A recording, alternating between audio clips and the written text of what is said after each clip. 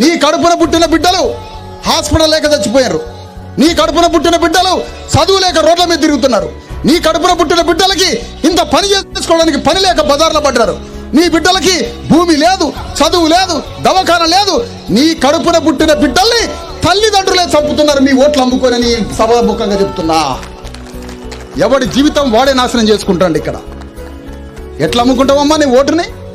నేను ఒకటే చెప్తున్నా తల్లి, నీ అసెంబ్లీలో ఒక నాయకుడు ఉన్నాడు, ఒక రెడ్డి. నీ పార్లమెంట్లో ఒక రెడ్డి నాయకుడు ఉన్నాడు.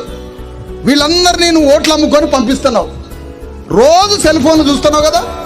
నేను ఒకటే మాట అడుగుతున్నా మిమ్మల్ని, ప్రతిరోజు నువ్వు సెల్ ఫోన్ చూస్తున్నావు కదా.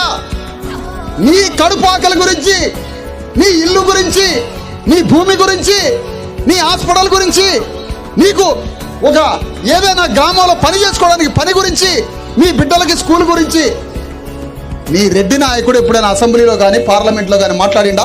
చేతులెత్తండి. మాట్లాడితే ఎవడైనా మాట్లాడిండా? మాట్లాడనప్పుడు నీ భూమి గురించి, నీ వైద్యం గురించి, నీ ఇంటి గురించి, నీ పని గురించి, నీ హాస్పిటల్ గురించి, నీ బ్రతుకు గురించి మాట్లాడని నాయకులు దేనికి నువ్వు ఎన్నుకుంటున్నావు?